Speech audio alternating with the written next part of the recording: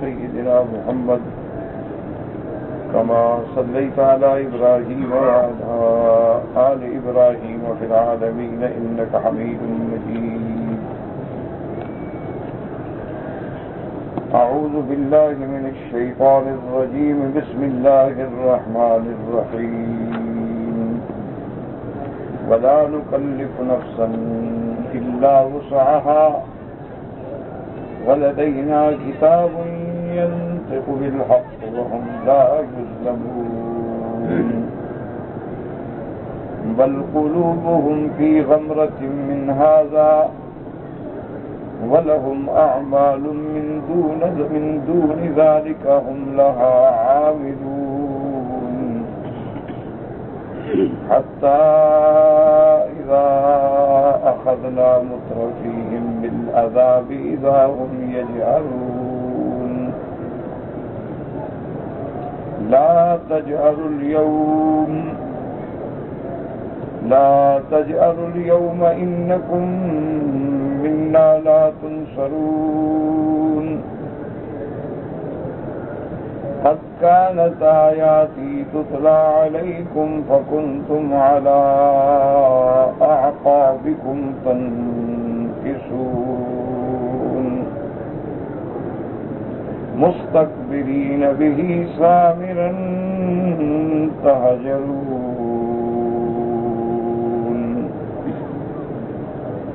اللہ تبارک و تعالی نے ان آیات مبارکہ میں مشرکین، کفار، اشقیاء کے بارے میں ذکر فرمایا ہے. جیسا سابقہ آیات میں آپ نے پڑھا ہے کہ اللہ نے مومنین یعنی شہداء کا ذکر فرمایا تھا کہ ان الذین هم من خشیۃ ربهم مشفقون الی آخر الآیات. یہ ذکر شہداء تھا. تو سنت اللہ ہے کہ قرآن مقدس میں جب بھی ذکر شہداء کا آئے گا تو اس کے ساتھ ذکر اشقیاء کا بھی آئے گا، اور جب ذکر اشقیاء کا آئے گا تو ساتھ شہداء کا بھی آئے گا. اس کی وجہ یہ ہوتی ہے کہ الاشیاء تتباین بالازداد. جب دونوں جانبین کا ذکر کر دیا جائے تو بات بڑی بہتر طریقے سے سمجھ آ جاتی ہے. تو ایک طرف اللہ نے مومنین کی صفتوں کا ذکر فرمایا، اس کے مقابلے پہ کافرین کے احوال کا ذکر فرمایا، اور لوگوں کے سامنے یہ دونوں صفتیں رکھ کے ان کو دعوت دی غور کریں کہ آپ کس جماعت سے ہیں. قرآن مقدس میں ایسی باتیں جو ذکر ہوتی ہیں ان کا مقصد یہی ہوتا ہے کہ ہم اپنے نفس کا محاسبہ کریں کہ کیا ہمارے اندر ایمان والوں کی صفتیں پائی جاتی ہیں یا کافروں کی صفتیں پائی جاتی ہیں.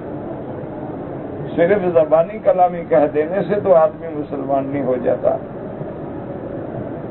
اس کے لیے اعمال صالحہ کی محنت کرنی پڑتی ہے. تو اسی لیے جیسے کہ میرے آقا نے، رحمت دو عالم نے، محبوب دو عالم نے صلی اللہ علیہ وسلم نے منافقین کی صفتوں کا ذکر کیا ہے. لیکن یاد رکھیں منافق دو قسم کے ہوتے ہیں. ایک منافق ہیں اعتقادی اور ایک منافق ہیں عمل کے اعتبار سے.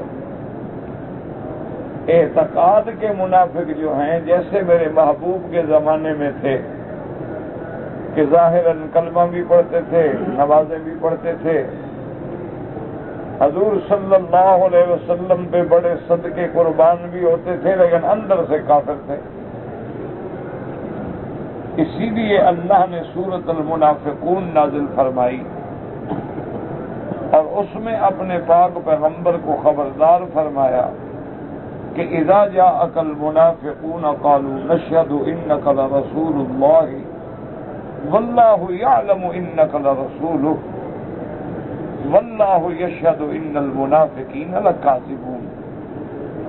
کہ میرے محبوب یہ منافق جو آتے ہیں اور کہتے ہیں کہ آپ اللہ کے رسول ہیں، ہم آپ کی رسالت کی گواہی دیتے ہیں، آپ تو اللہ کے رسول ہیں لیکن یہ جھوٹ بول رہے ہیں. تو یہ منافق اعتقادی تھے کہ یظہرون الایمان و یبطنون الکفر، کہ ایمان کو ظاہر کرتے تھے، کفر اندر چھپایا ہوا.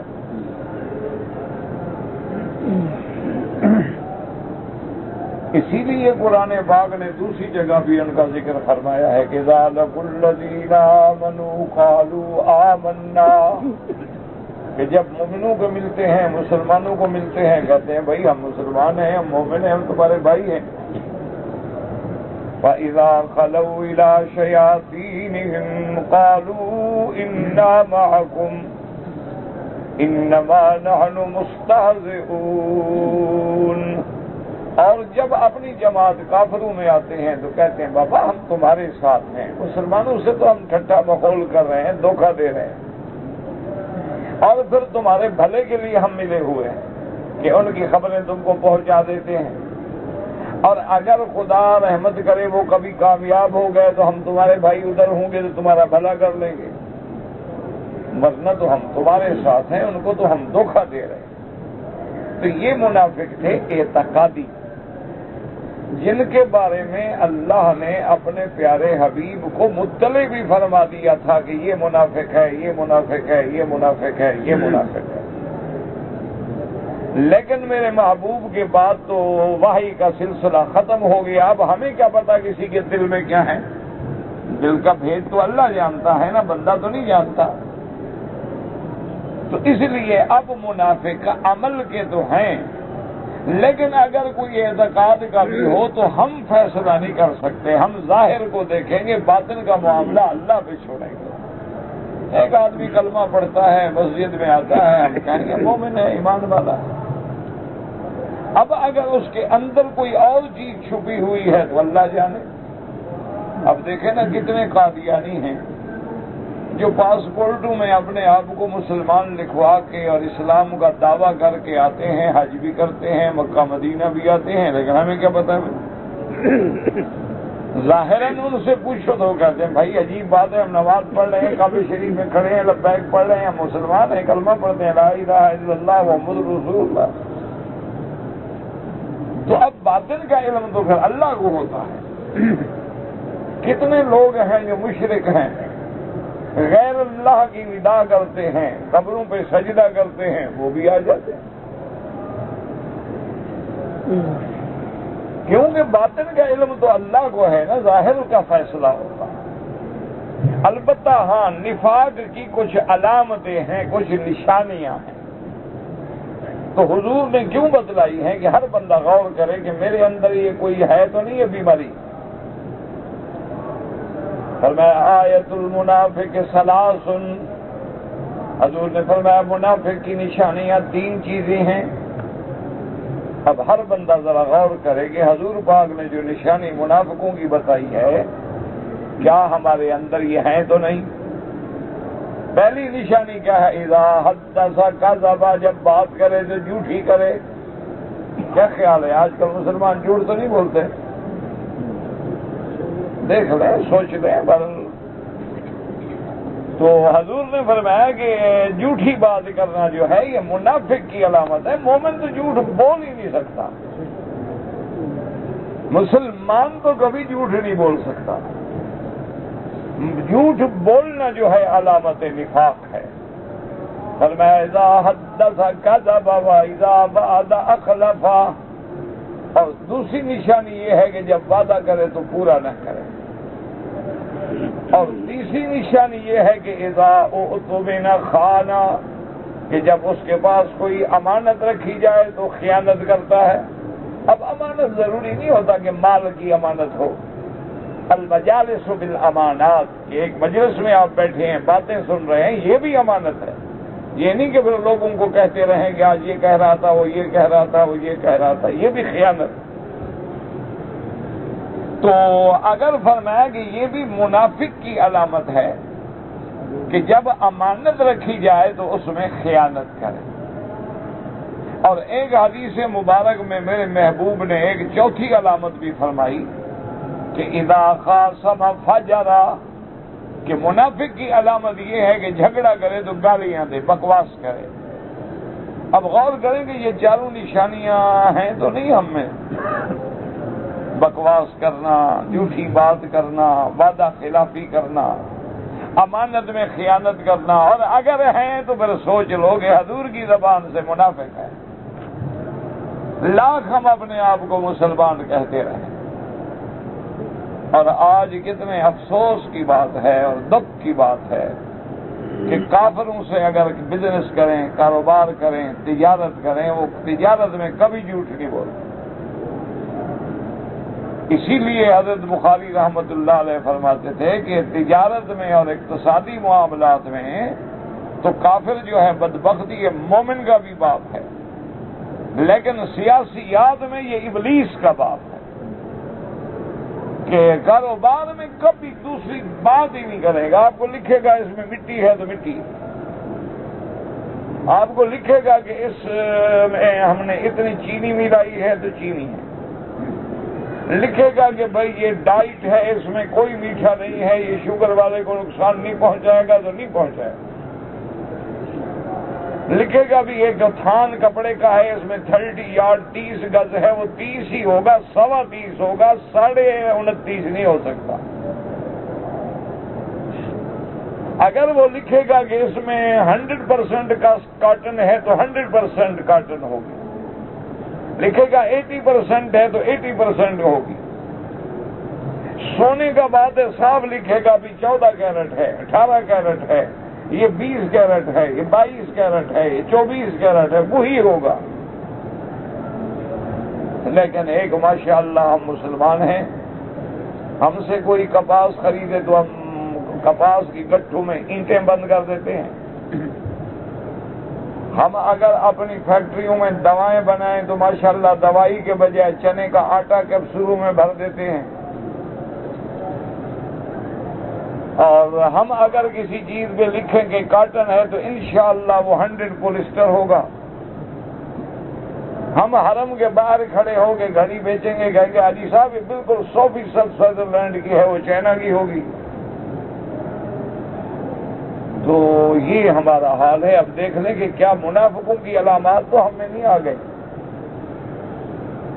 یہی وجہ ہے کہ معاشرہ جو ہے وہ انصاف اور عدل سے قائم رہتا ہے۔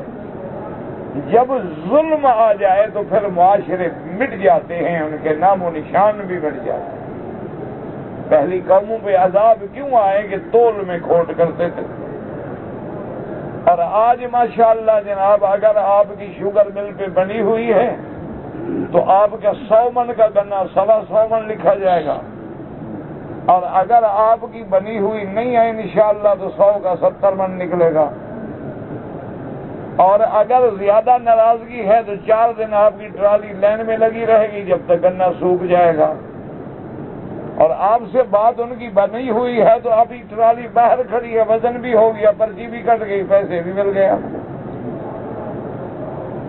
یہ مسلمانوں کی تجارت ہے۔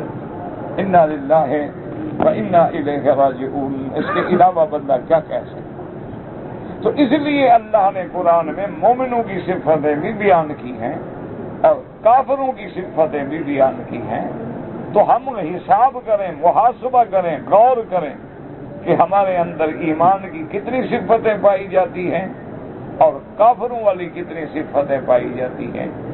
زبانی کلامی دعوے کرنے سے ہم تو مان لیں گے، لیکن اللہ تبارک و تعالیٰ کے آگے تو کوئی چیز چھپی ہوئی نہیں ہے۔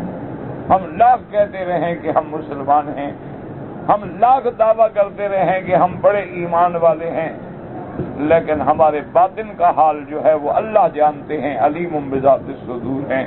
تو اس لیے اللہ نے مومنین کی صفت کے بعد اب جناب کافروں کے بارے میں بھی ذکر فرمایا۔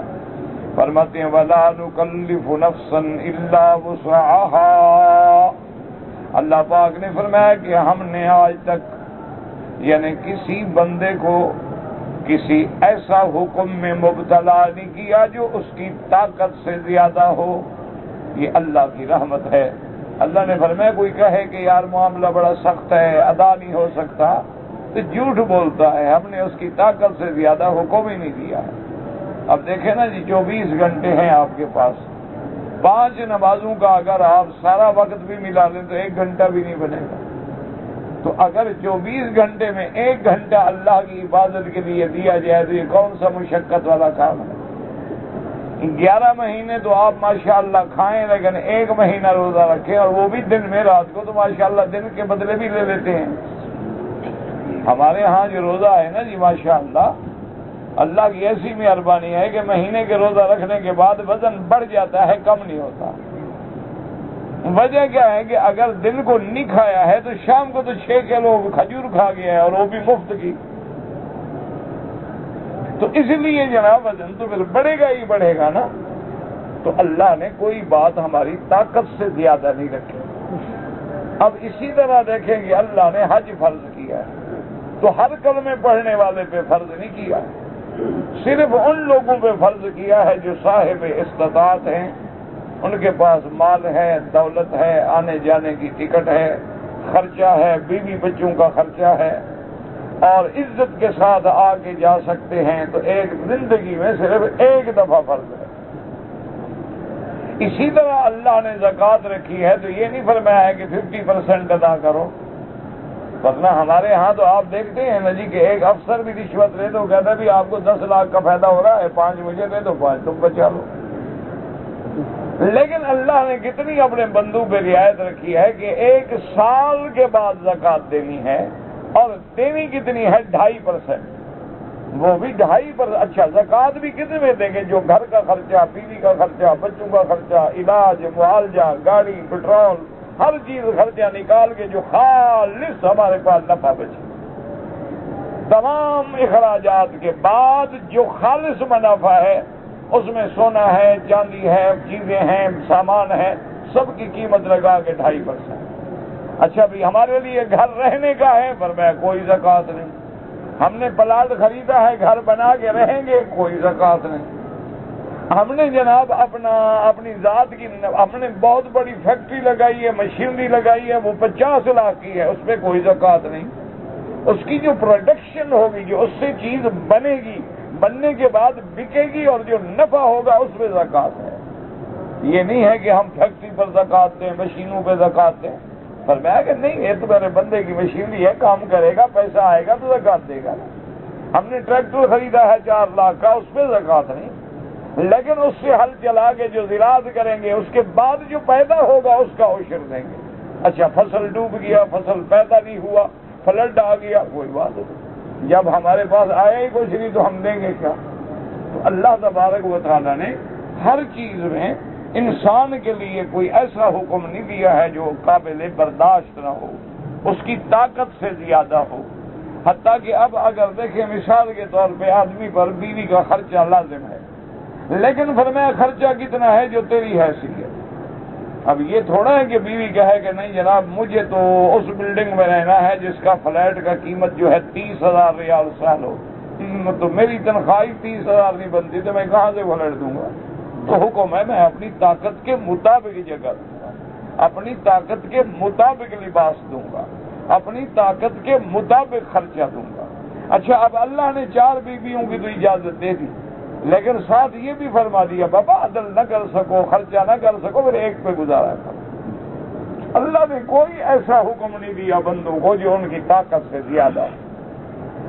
اس لیے فرماتے ہیں وَلَا نُكَلِّفُ نَفْسًا إِلَّا وُسْعَهَا وَلَدَيْنَا كِتَابٌ يَنطِقُ بِالْحَقِّ وَهُمْ لَا يُظْلَمُونَ. اللہ نے فرمایا اور ہمارے پاس کتاب، کیا مانا؟ صحائف اعمال.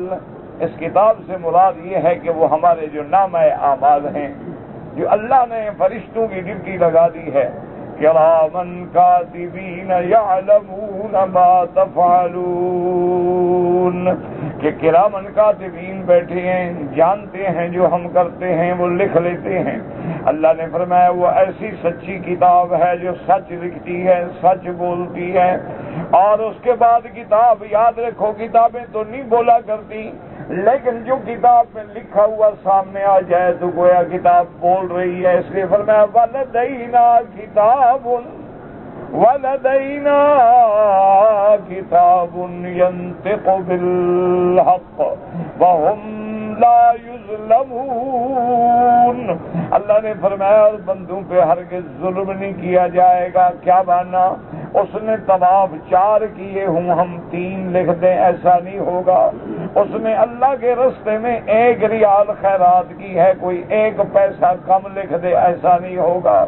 یا کسی دوسرے کا گناہ اس کے ذمہ ڈال دیا جائے، ایسا بھی نہیں ہوگا۔ وَهُمْ لا يظلمون۔ اور فرمایا ان اللہ لا یظلم مثقال ذرۃ، اللہ تعالیٰ ظلم سے پاک ہیں، وہ ذرے کے برابر بھی ظلم نہیں کرتے۔ یاد رکھیں علماء فرماتے ہیں ذرے کا کیا معنی؟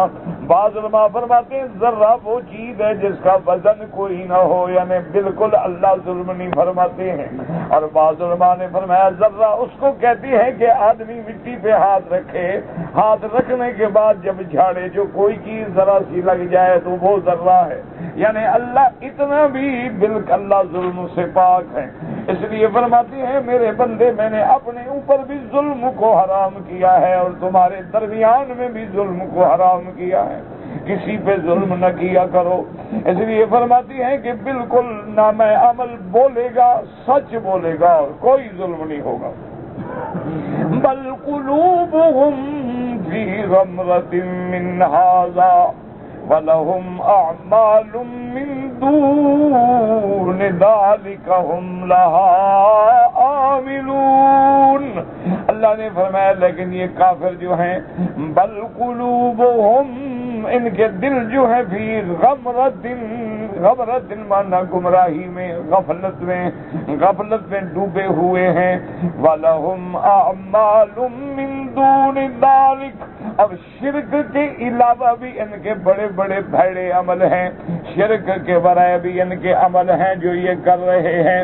میرا مدنی صرف یہ نہیں کہ مشرک ہیں، یہ شرک کے علاوہ بھی ان کے بڑے بڑے ظلم ہیں، ڈاکے ہیں، قتل ہیں، زنا ہے، شراب ہے، قمار ہے، جوا ہے۔ وَلَهُمْ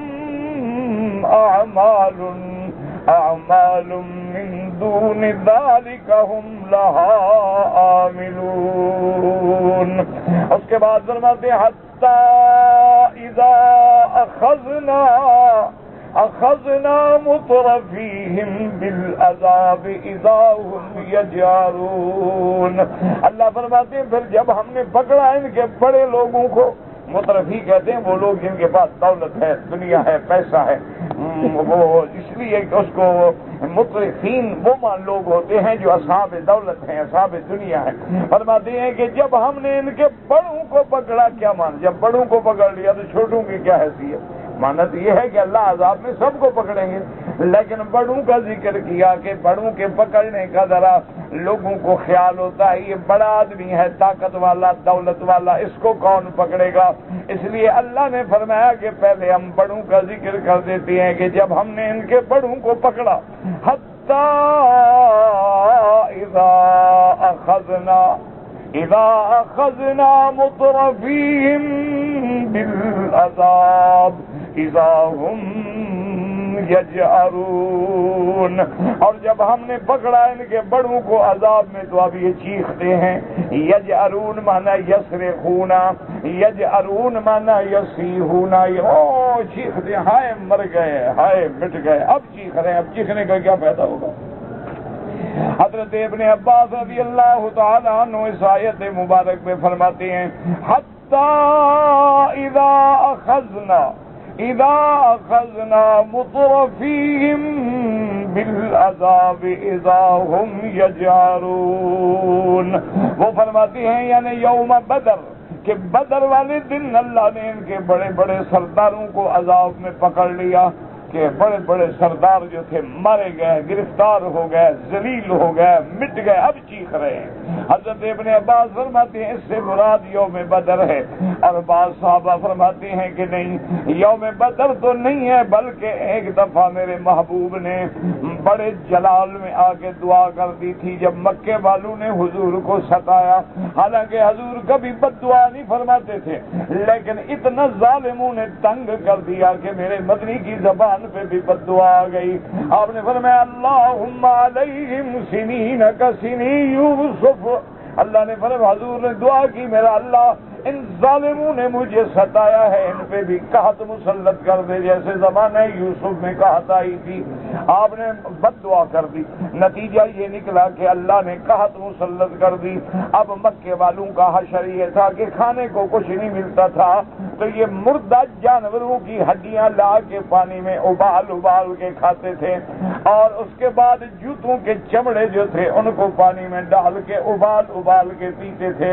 اتنا قحط پڑ گئی, اتنا عذاب آ گیا. اس لیے اللہ فرماتے ہیں اذا اخذنا مترفیہم بالعذاب ہم اذا ہم یجارون, کہ جب ہم نے ان کے بڑوں کو عذاب میں پکڑا تو لگے چیختے ہیں. اللہ فرماتے ہیں لا تجاروا اليوم انکم منا لا تنصرون. اللہ نے فرمایا بدبختو اب نہ چیخو, اب چیخنے کا کیا فائدہ, اب ہماری پکڑ سے تم کو کوئی چھڑانے والا نہیں. یاد رکھیں کافر جو ہے نا اپنی طاقت کے ناز میں ہوتے ہیں, لیکن جب اللہ کی پکڑ آتی ہے نا پھر اللہ کی پکڑ سے ان کو چھڑانے والا بھی کوئی نہیں ملتا. تو اسی لیے اللہ نے فرمایا اب کیوں چیختے ہو, لا تجاروا اليوم, اب مت چیخو. اسی لیے قیامت والے دن بھی کہا جائے گا جب ان کو جہنم میں ڈالیں گے اور یہ چیخیں گے وَنَادَوْا يَا مَالِكُ لِيَقْضِيَ عَلَيْنَا رَبُّكَ, چیخیں گے ہائے خزاں مالک, یعنی دروگے سے کہیں گے جہنم کے کہ مہربانی کرو اپنے اللہ سے کہو ہمیں موت دے دے, بس ہم مر جائیں ختم ہو جائیں, عذاب سے تو جھوٹے. تو علماء نے لکھا ہے 500 سال تک جہنمی چیختے رہیں گے. 500 سال کے بعد فرشتے جواب دیں گے انکم ماکثون, اور ظالمو چیخو یا نہ چیخو رہنا تم نے جہنم میں. اصلوہا فاصبروا او لا تصبروا سواء علیکم انما تجزون ما کنتم تعملون. اللہ فرمائیں گے ان کو کہہ دو اصلوہا, اب جہنم میں جلو سڑو مرو, صبر کرو یا نہ کرو برابر ہے, چیخو یا نہ چیخو برابر ہے, اب کوئی چھٹکارا نہیں ملے گا. اس لیے جب دنیا کا بھی عذاب آتا ہے تو پھر دنیا کے عذاب کے وقت میں بھی کافروں کو کوئی اللہ کے عذاب سے نہیں چھڑا سکتا. اس لیے حکم ہوگا لا تجاروا اليوم انکم منا لا تنصرون. اب دعا کرے میرا مولا ہم مسلمان عاجز ہیں, ضعیف ہیں, ذلیل ہیں, لیکن تیرے نام لیوا ہیں. آج کفر کے طاغوت اپنے کفر میں, طغیان میں, جبر میں, تکبر میں آخری حدوں کو پہنچ گئے. میرا اللہ ان کی طاقتوں کو, ان کے کبر کو, ان کے غرور کو اپنے عذاب سے مٹا دے. وما ذلک علی اللہ بعزیز, اور اللہ کے آگے کیا مشکل ہے. اللہ اکبر. آج دنیا میں یعنی ایسے حالات پیدا کر دیے گئے ہیں کہ مسلمان کا اور ایمان والے کا اور داڑھی والے کا اور سنت میں چلنے والے کا جینا مشکل ہو. انا للہ و انا الیہ راجعون. وہ جیسے شیخ سعدی رحمۃ اللہ علیہ کا ایک واقعہ ہے, آج بھی میں اخبار میں پڑھ رہا تھا کہ دین کے کاموں میں تو سپیکر بند ہیں, لیکن تھیٹر پہ چل رہے ہیں, فلم پہ چل رہے ہیں, گانے چل رہے ہیں. تو مجھے شیخ سعدی کی بچپن میں پڑھتے تھے مثالیں, تو یاد آئی کہ ایک دفعہ حضرت شیخ سعدی رحمۃ اللہ علیہ کسی شہر میں گزر رہے تھے کہ کتوں نے حملہ کیا. تو جب حملہ کیا تو حضرت شیخ سعدی, فطری بات ہے, کوئی پتھر پڑے تھے نا اٹھا کے مارنے کے لیے بھی جان چھڑاؤں, کتے حملہ کر رہے ہیں. تو اب پتھروں کو جو اٹھایا تو پتھر زمین میں کھبے ہوئے تھے, وہ نکلے ہی نہیں. اب کتے قریب آ رہے ہیں, پتھر نکلتے نہیں. شیخ سعدی بیچارہ پریشان کھڑا ہے. خیر لوگ بھاگ کے آ گئے, انہوں نے کتوں کو بھگایا, شیخ سعدی بچ گئے بیچارے. اس کے بعد انہوں نے کہا کہ یار یہ بستی والے اور شہر والے کیسے لوگ ہیں, کتوں کو تو چھوڑ دیا ہے, پتھروں کو باندھ رکھا ہے. کیا یہ بڑے عقل والے لوگ ہیں کہ آج دین کو باندھ دو لیکن بے حیائی کو کھول دو؟ انا للہ و انا الیہ راجعون۔ مولا تیرے دروازے پہ ہم بھیک مانگنے کے سوا کیا کر سکتے ہیں؟ ہم تو عاجز ہیں اور ہماری دعائیں بھی قبول نہیں ہوتی، زبان بھی گندی ہے، کھانا بھی حرام سے ہے، پینا بھی حرام سے ہے، لوگ دے دیتے ہیں ہم پہن لیتے ہیں، پتہ نہیں وہ حلال بھی ہوتا ہے کہ نہیں ہوتا۔ اللہ اکبر، کون تحقیق کرنے بیٹھتا ہے؟ وہ اچھا جی اس نے 2 جوڑے بنا کے بھیج دیے، کسی نے قلم بھیج دیا، کسی نے ٹوپی بھیج دی، کسی نے اینک بنا کے بھیج دی، اب کیا پتا کس پیسے سے بنائی ہے۔ ٹھیک ہے کہ مولوی فتویٰ تو ڈھونڈ لے گا نا کہ بھائی وہ چاہے چوری کا ہو، مجھے تو ہدیہ دیا ہے نا، لیکن فتوے کو چھوڑو، اصل بات کیا ہے؟ کیونکہ یہ بات یاد رکھو، حرام ایسی بلا ہے اندر گیا اور نور ایمان بجھ گیا۔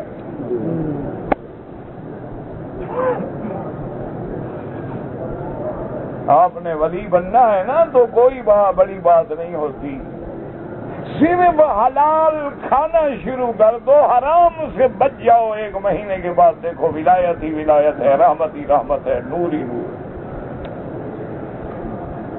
صرف ایک احتیاط کر لو کہ حرام نہیں کھاؤں گا، جلسے پہ تشریف لائے ذرا حرام چھوڑیں، ذرا اطمینان نہیں ہوا کہ بھائی جس بی بی نے ہماری سالن اور روٹی پکائی ہے وہ بی بی نماز پڑھتی ہے یا نہیں پڑھتی، پتہ لگا نمازی نہیں ہے تو کھانا نہیں کھانا۔ کیا خیال ہے؟ آج کل بھی احتیاط ہوتی ہے؟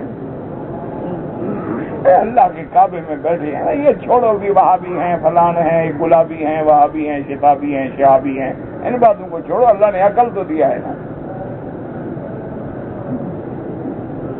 ہم نے اپنے آنکھوں سے دیکھا ہے ان کو، بڑھاپا ہے، تقریباً 80 سال کی عمر ہے، میں نے اپنے آنکھوں سے دیکھا ہے، میں گواہی دوں گا اس بات کی کہ صبح کی نماز کے بعد چائے کی پیالی میں سوکھی روٹی کے ٹکڑے بھگو بھگو کے کھا رہے۔ میں نے جا کے کہا جی کیا فرمایا؟ بھائی وہ خریدی تھی روٹی کل، وہ بچ گئی تھی تو رکھ دی کہ انشاءاللہ کام آ جائے گی، اللہ کی نعمت ہے، پھینکنا تو نہیں ہے۔ تو جب اندر حلال جاتا تھا نا تو پھر پیدا بھی امام بخاری ہوتا تھا، پھر مائیں امام ترمذی جنتی تھیں، امام ابو حنیفہ، امام شافعی، امام مالک، اور جب آج اندر حرام ہے تو پھر پیدا بھی کرکٹر ہو رہے ہیں یا ایکٹر ہو رہے ہیں، سیدھی سی بات۔ جب مائیں اپنے دودھ پلانے کے لیے بچے کو چیختا رہا لیکن وضو کر کے پلاؤں گی، بچے کو ہاتھ اٹھائیں گی تو بسم اللہ الرحمن الرحیم،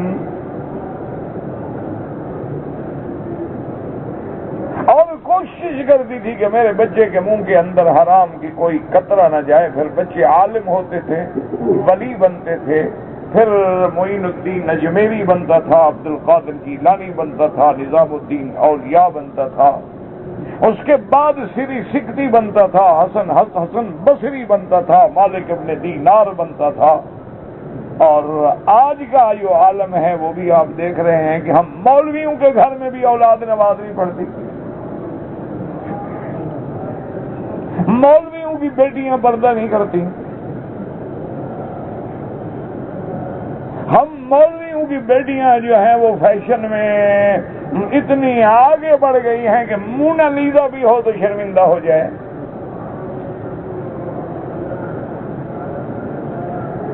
وجہ کیا ہے؟ وجہ وہی ہے، آپ نے پیسے دے دیے، ہم نے جیب میں ڈال دیے، پتہ نہیں حلال ہے حرام ہے پتہ نہیں، روٹی تو کم کھائے مچھندر۔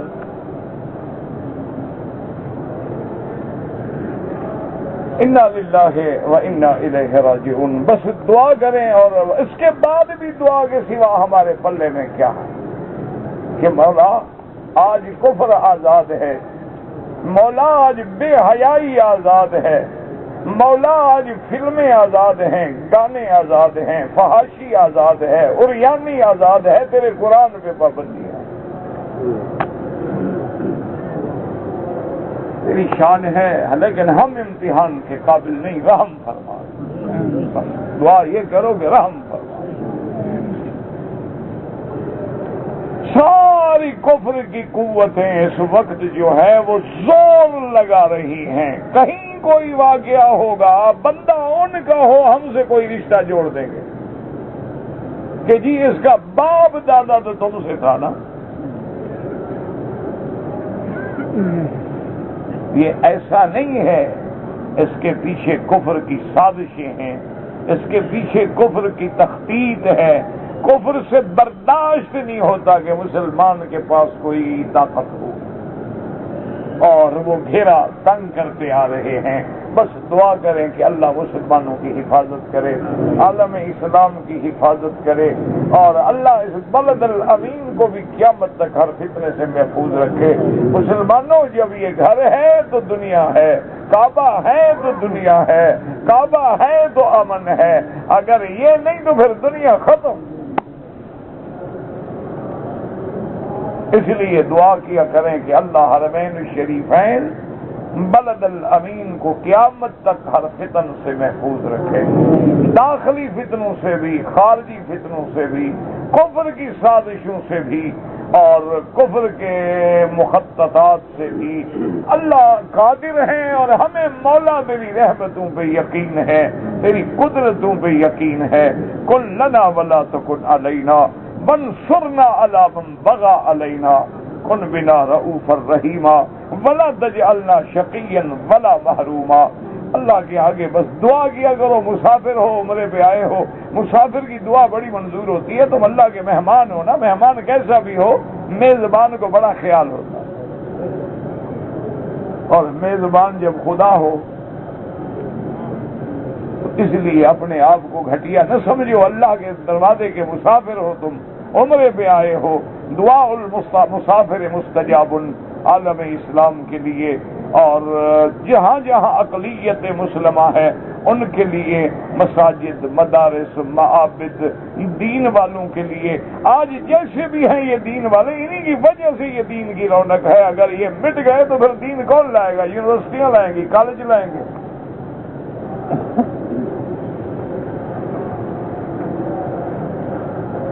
آپ مانتے ہیں آپ ڈاکٹر بنا دیں گے، انجینئر بنا دیں گے، ہم مانتے ہیں آپ آرکیٹیکٹ بنا دیں گے، ہم مانتے ہیں کہ آپ کوئی الیکٹرانک کا انجینئر، کمپیوٹر کا انجینئر بنا دیں گے، لیکن بخاری اور حدیث پڑھانے والے تو یہی بیچارے داڑھی والے ملا کام کرتے ہیں. اللہ اکبر. بس دعا کیا کرو اور کچھ بھی نہیں چاہیے. قد كانت آياتي تتلى عليكم فكنتم على أعقابكم تنكصون. اللہ فرمائیں گے بدبختو، اب جو چیختے ہو جب تم قد كانت آیاتی، میرے قرآن کی آیات تم پہ پڑھی جاتی تھی، میرے نبی آتے تھے سناتے تھے، لیکن تم تو الٹے پاؤں مڑ کے جاتے تھے، دیکھتے بھی نہیں تھے ہماری آیات کی طرف. مستکبرین بہ سامرا تہجرون. تکبر کرنے والے، رات کی چاندنی میں بیٹھ کے قصے کہانیاں کرنے والے.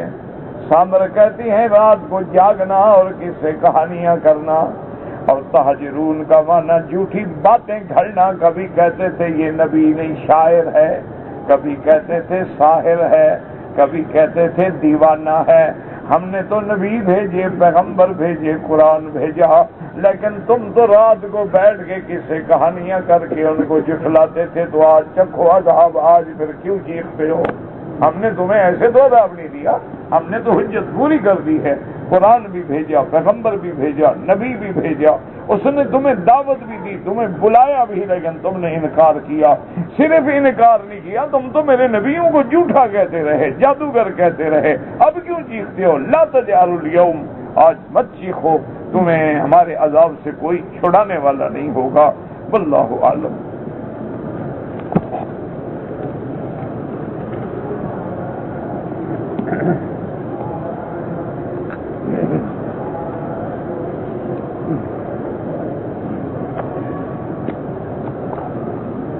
کیا لکھا ہے؟ مجھے بتانے کے بعد دوسرا عمرہ تھا، لیکن میں نے پورے بال نہیں نکالے۔ اچھا، کتنے نکالے؟ اگر چوتھا حصہ بالوں کا نکالا ہے تو ٹھیک ہے، ٹک لگائے ہیں تو بال بھی کٹواؤ اور ایک بکری دم بھی ادا کرو۔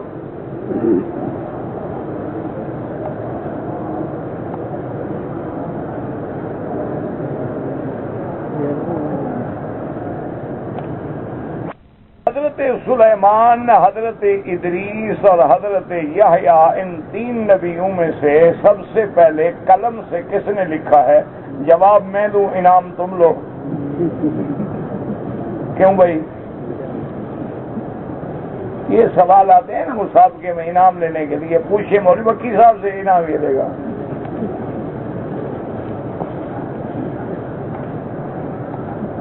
ہم جب چیک پڑھتے ہیں نا ہمیں پتہ لگ جاتا ہے لکھنے والا کون ہے، تجربہ ہو جاتا ہے۔ فقیری شکیری نہیں ہے نا کہنا کہ فقیری ہے یا کشف ہوتی ہے۔ مرغا جو اذان دیتا ہے وہ بھی تیر ہے، اس کو بھی کشف ہو جاتی ہے۔ گدھا جو آواز نکالتا ہے حضور نے فرمایا شیطان کو دیکھتا ہے، اس لیے لا حول ولا قوت پڑھا کرو۔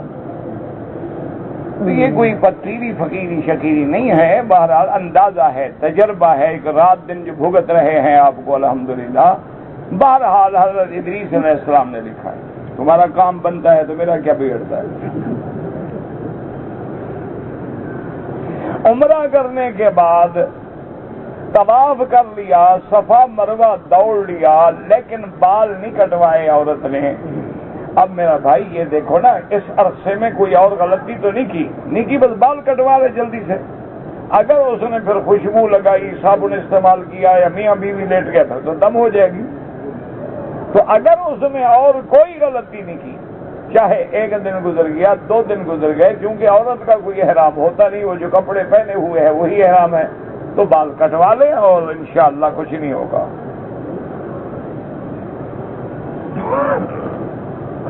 میں نے اپنی بیوی کے عمرے کے بعد اپنے بال نہیں کٹوائے تھے کہ میں نے پہلے بیوی کے بال کاٹ لیے، کوئی حرج نہیں، کوئی مسئلہ نہیں۔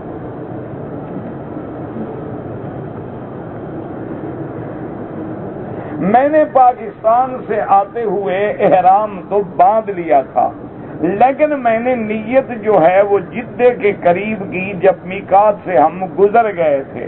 میرا بھائی احرام جو باندھ لیا تھا آپ نے، یعنی 2 چادریں باندھی تھی، تو آخر غسل کیا ہوگا، 2 رکعت نفل پڑی ہوگی، لبیک پڑا ہوگا، تو بس وہی نیت ہو گئی۔ اور اگر تم نے کچھ نہیں کیا تھا، یعنی نہ وضو کیا، نہ غسل کیا، نہ نیت کی، نہ لبیک پڑا، یہ چپ کر کے صرف چادریں باندھنے کے راستے میں میں میقات پر جہاز میں نیت کروں گا، لبیک پڑھوں گا، اور پھر تم گزر گئے اور جدے میں پڑا تو دم پڑ گئے۔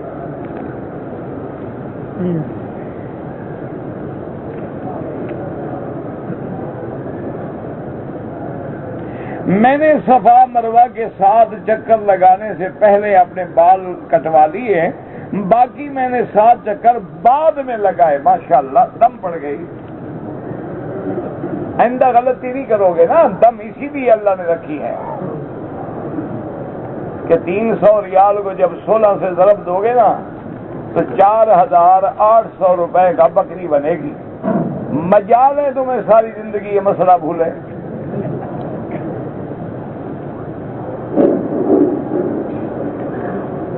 استاد، میں نے اپنی نانی کا دودھ پیا اور میں اپنی ماں کی بیٹی لینا چاہتا ہوں، مجھے نہیں پتا آپ نے کیا لکھا ہے، بہرحال ایک بات سمجھ لو، تم نے اپنی نانی کا دودھ پیا تو نانی کو یا تمہاری ماں بن گئی، اب اس کی جتنی اولاد ہے وہ تمہارے بھائی بہن ہیں۔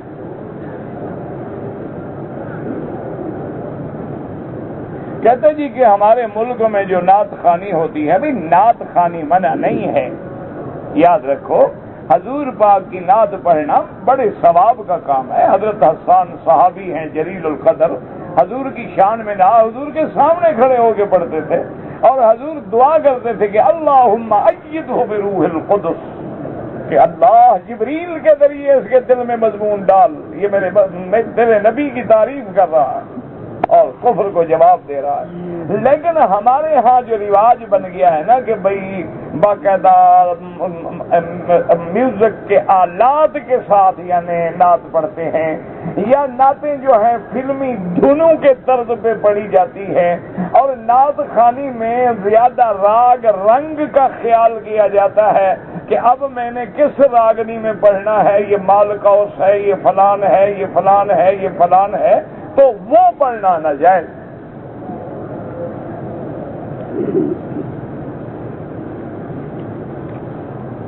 میں ایک دوست عمرے کے لیے نانی کے ساتھ آیا، وہ 7 دن سے غائب ہے اور ہمیں وہ نانی مل نہیں رہی، تو دعا کر سکتے ہیں ہم، اور کیا کر سکتے ہیں؟ بہرحال حرم میں ڈھونڈو، بوڑھی عورت ہے بیچاری، کہیں بیٹھ گئی ہوگی، اس کو دروازے کا پتہ نہیں لگتا ہوگا کہ ادھر جاؤں یا ادھر جاؤں، تو بہرحال انشاءاللہ۔ اور بعض علماء کہتے ہیں کہ سورۃ والضحیٰ پڑھ کر اگر ڈھونڈتے رہو اور پڑھتے بھی رہو تو انشاءاللہ وہ جلدی مل جائے گی۔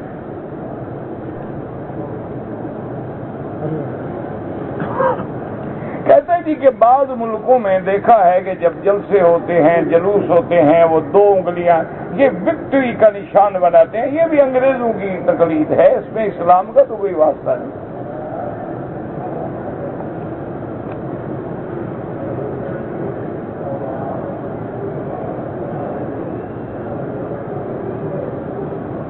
میں نے لاہور سے احرام باندھا، عمرے کی نیت کر لی، لیکن کسی وجہ سے میں نے اپنے بہنوئی کو احرام اتار کے دے دیا۔ سفر میں نے بغیر احرام کے کیا، مسجد عائشہ سے پھر عمرہ کیا، احرام باندھ کے دم ہو گئی۔ یہ مذاق ہے کہ جب چاہو باندھ لو، جب چاہو کھول دو۔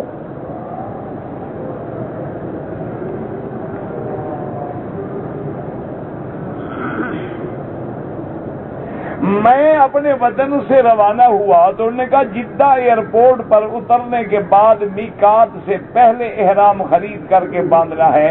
جدہ ایئرپورٹ پر اترنے کے بعد مکے سے روانگی پر 20 کلومیٹر پہلے احرام باندھا، دم پڑ گئی اور آپ عمرے سے بھی معروم ہو گئے جو میقات کا عمرہ تھا۔ آپ کو احرام اپنے ملک سے باندھنا تھا، یہ کیا میقات سے جا کے احرام خریدو گے؟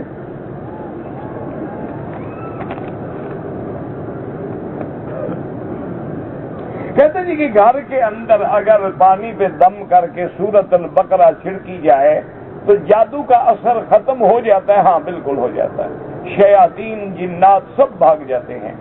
آپ سورۃ البقرہ پڑھا کریں، سورۃ البقرہ کان میں ہیڈ فون لگا کے جس پہ جادو ہو وہ سنا کرے، اور اسی طرح پانی پہ دم کر کے، تیل پہ دم کر کے، اور جو آیتیں سحر کے ابطال کے لیے ہیں قرآن میں وہ ساری آیتیں بھی ساتھ پڑھا کریں۔ وہ انہو لا یفلح الساحر حیث اتی، اسی طرح اور بھی بہت حضرت موسیٰ علیہ السلام کے قصے میں ہیں، تو ساری آیتیں جو ابطال سحر کے لیے ہیں وہ بھی پڑھیں، سورۃ بقرہ بھی پڑھیں اور سنیں بھی، اور گھر میں کوشش کریں کہ ٹیپ لگا دیں، ہر وقت سورۃ البقرہ چلتی رہے، انشاءاللہ شیاطین الجن والانس سب بھاگ جائیں گے۔ اللہ کے قرآن سے کوئی مقابلہ نہیں کر سکتا۔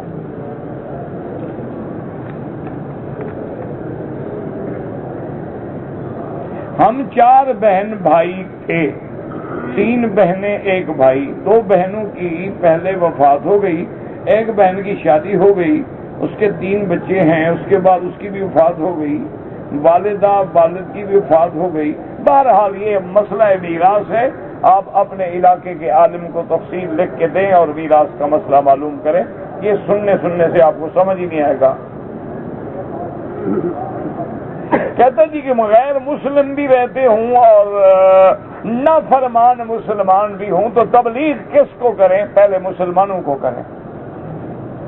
یہ بھی شیطان نے خیال ڈالا ہوا ہے نا، جی مولوی کافروں کو جا کے کیوں نہیں تقریر کرتے، مسلمانوں کو کیوں کرتے ہیں؟ یہ قرآن کا حکم ہے۔ حضور کافروں کو تقریر کر رہے تھے، حضرت عبداللہ ابن ام مکتوم مسلمان تھے، آئے اور کہا علمنی یا رسول اللہ، حضور کو ناگوار گزرا کہ میں کافروں کو تبلیغ کر رہا ہوں، ہو سکتا ہے وہ مسلمان ہو جائیں۔ اللہ نے قرآن بھیجا کہ عبس وتولی ان جاءہ الاعمی،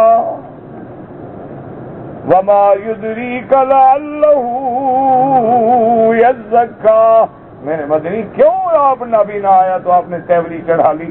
کافر مسلمان ہوں نہ ہوں دفعہ ہوں، جو پکا مسلمان ہے اس کو تو ضائع نہ کرے. یہ بھی شیطانی خیال ہے کہ دیکھو جی تبلیغ والے مسلمانوں کو کرتے ہیں، کافروں کو کیوں نہیں کرتے؟ تم جا کے کافروں کو کر لو، اعتراض کرنے کے بجائے کام تم بھی کر لو نا. وہی استاد نانی کا دودھ پیا تو اچھا کیا، میں کیا کروں بھائی. اور نانی بھی تو ماں ہوتی ہے بیوقوف. قیامت کے دن کعبہ شریف ریاض الجنہ آسمان پہ چلا جائے گا. کیوں چلا جائے گا؟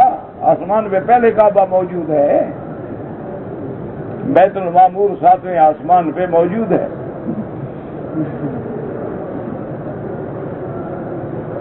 ازلفت الجنہ، جنہ قریب کی جائے گی، یعنی معنی یہ ہے کہ مومنوں کو دکھائی جائے گی. جب چیز نظر آ جائے تو قریب ہو گئی نا.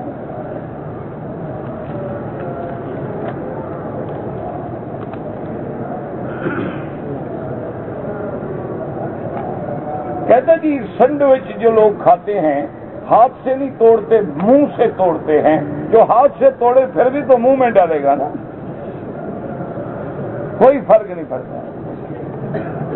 نہیں ہاتھ سے چلو توڑا، کہاں ڈالے گا؟ ناک میں.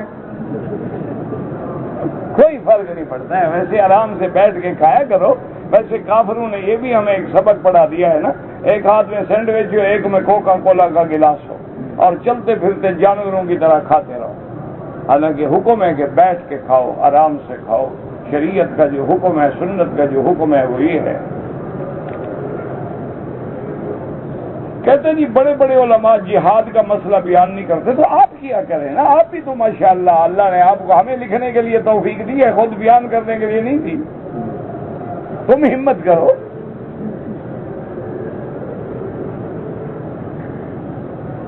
اگر کسی زمیندار کی بیٹی زمین کا حصہ اپنے والد کی جائیداد کا بھائیوں سے نہ لینا چاہے، ایسی پاگل بیٹی میں نے نہیں دیکھی آج تک. آپ زمین اس کو دے دیں، پھر دیکھیں لیتی ہے کہ نہیں لیتی. اس بیچاری کو پتا ہے کہ ظالم لوگ ہیں، نہیں دیں گے، مانگ کے کیوں میں شرمندہ ہوں، اس لیے وہ نہیں لیتی. اس کو پتا ہے یہ ڈاکو ہیں، یہ غاصب ہیں، یہ چور ہیں، یہ ظالم ہیں. اگر میں نے اپنا حصہ مانگا تو مجھے قتل کر دیں گے، کاری کا الزام لگا دیں گے، اس لیے وہ خاموش رہتی ہے.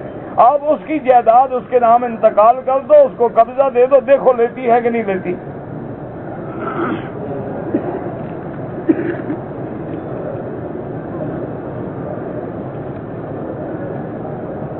یہودیوں نے نقشہ تیار کر رکھا ہے مدینے کا. آج کی بات ہے، 100 سال پہلے کی بات ہے.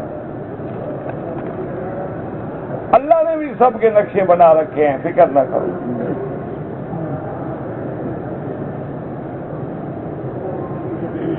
حضرت آدم نے محمد مصطفیٰ کے وسیلے، بابا کوئی حدیث نہیں ہے، میں نے عرض کر دیا تھا، ہے حدیث تو مجھے دکھا دو، میں مان لوں گا. جھگڑے والا تو میں مولوی نہیں. آپ مجھے حدیث دکھا دیں کہ حضرت آدم نے حضور کے وسیلے سے دعا مانگی ہے، اور وہ حدیث سیاستہ میں ہو، عقیدے کا مسئلہ ہے، صحیح حدیث ہو، بالکل ہم آپ کے ساتھ ہیں، مان لیں گے، کوئی جھگڑا ہے ہی نہیں. کچھ عربی لوگ ہیں جن کی داڑیاں ٹھیک نہیں ہیں، تو ہم نے ان کا کلمہ تھوڑا پڑھا ہے، ہم نے تو کلمہ حضور کا پڑھا ہے، ان کا تھوڑا پڑھا ہے کلمہ. عربیوں میں چور بھی ہوتے ہیں، ڈاکو بھی ہوتے ہیں، قاتل بھی ہوتے ہیں، فاسق فاجر بھی ہوتے ہیں، اولیاء اللہ بھی ہوتے ہیں، ہر قسم کے لوگ ہوتے ہیں.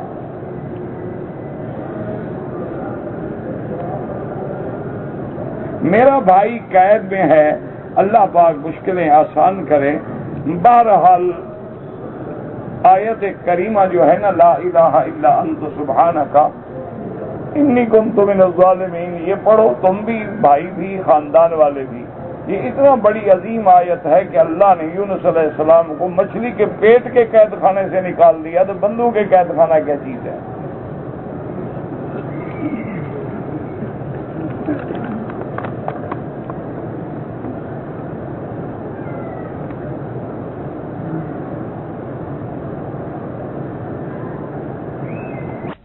سمنت تخفیف الوزن علام المفاصل.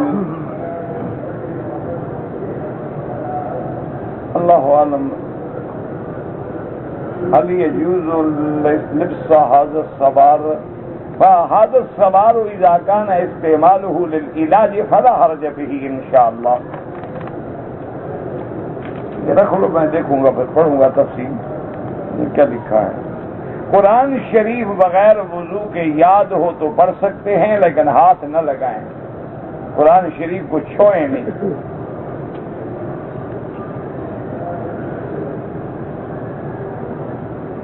ہم حیات ہو اور بچوں کو ورثہ دینا ہو تو دے دیں، بالکل دے سکتے ہو، اپنی زندگی میں تقسیم کر دو، لیکن ایسی بے وقوفی کرنا نہیں، رکھنا اپنے قبضے میں، ورنہ انشاءاللہ اولاد دوسرے دن گھر سے بھی نکال دے گی.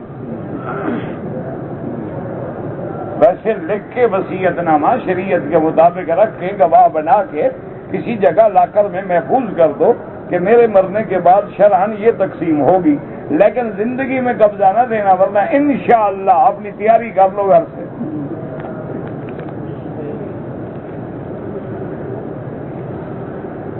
یہ بھی ان کی مہربانی ہوگی کہ صرف نکال دیں، ورنہ تو اولاد آج کل بڑی سمجھدار ہے، پاگل خانے بھی لے جاتے ہیں، کہتے ہیں ابا پاگل ہو گیا. پاگل تو ہوگا جس کی اولاد کا فرمان ہو جائے، تو باپ پاگل نہیں ہوگا تو کیا ہوگا؟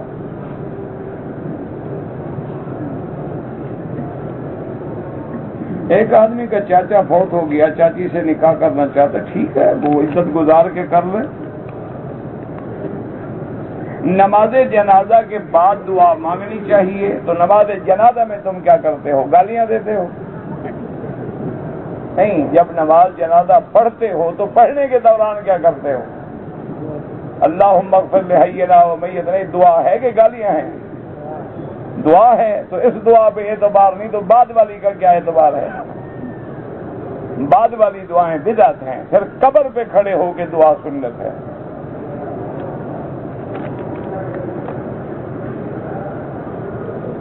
میرا بیٹا ہے، گنگا ہے، اللہ پاک شفا دے.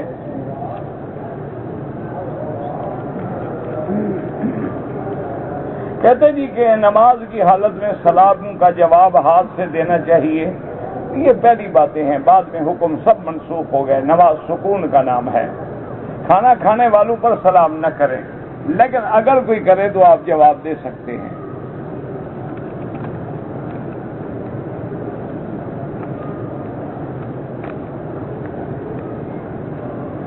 اگر غسل کے وقت ہم وضو کے ارکان پورے کر لیں تو وضو ہو جائے گا. ہاں بالکل ہو جائے گا. پہلے آپ وضو کر لیں، پھر آپ غسل کر لیں. وضو ہو گیا، دوبارہ وضو کرنے کی کوئی ضرورت نہیں.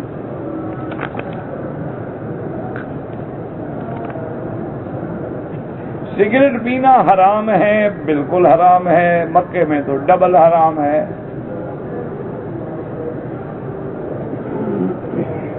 پاکستان میں جو محفل نعت ہوتی ہے، میں نے کہا نا کہ اگر نعت خوانی سنت کے مطابق ہے، اس میں کوئی ساز وغیرہ نہیں ہے، کوئی راگ راگنیاں نہیں ہیں، بالکل ٹھیک ہے.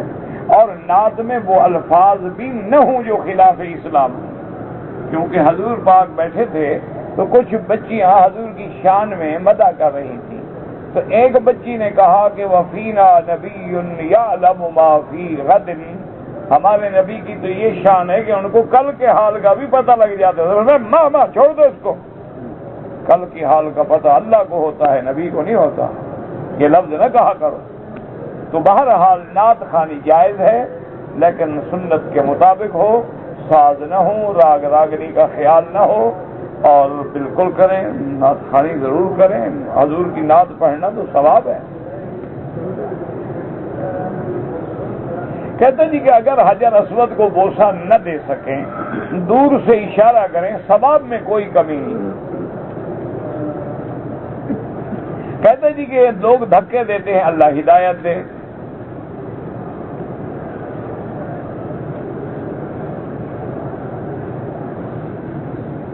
کہتے جی کہ ایک آدمی نے میرا قرضہ دینا ہے، وہ نہیں دیتا. میں نے بڑی کوشش کی ہے، تو اب اگر اس کی کوئی چیز میں اٹھا لوں، جتنا تمہارا حق ہے اتنا اٹھانا جائز ہے.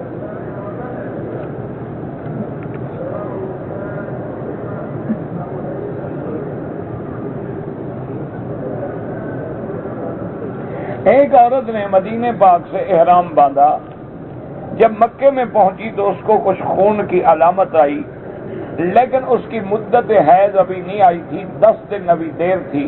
تو یہ گرمی کی وجہ سے، موسم کی تبدیلی کی وجہ سے بھی کبھی کبھی خون کا نشان لگ جاتا ہے۔ ڈاکٹر کے پاس گئی، دوائی دی، بالکل ٹھیک ہے، بالکل عمرہ کرے۔ اصل میں موسم تبدیل ہو جاتا ہے نا۔ اچھا، پھر آدمی دوڑتا ہے، سفر کرتا ہے، بھاگتا ہے، اس وجہ سے بھی کبھی کبھی عورتوں کو یہ تکلیف ہو جاتی ہے۔ میرے والدین زندہ ہیں، ان کے لیے بالکل عمرہ کریں، سب کچھ کریں، ان کے لیے اچھی اولاد کا کام ہی یہی ہے۔ اولیاء اللہ بھی اپنی قبروں میں زندہ ہوتے ہیں، سب زندہ ہیں انشاءاللہ، لیکن عالم برزخ ہے۔ اگر ہم نے عصر کے بعد طواف کیا ہے، حنفی حضرات اس کی 2 رکعت مغرب کے بعد پڑھیں، اور حنبلی حضرات ہر وقت پڑھ سکتے ہیں۔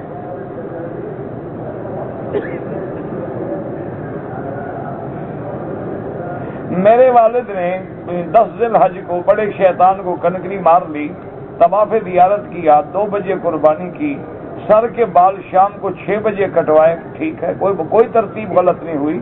طواف زیارت حنفیوں کے نزدیک بھی ترتیب میں شامل نہیں ہے، احناف کے نزدیک بھی ترتیب جو ہے وہ کنکری مارنا، قربانی کرنا اور بال کٹانے میں ہے، طواف اس میں شامل نہیں ہے۔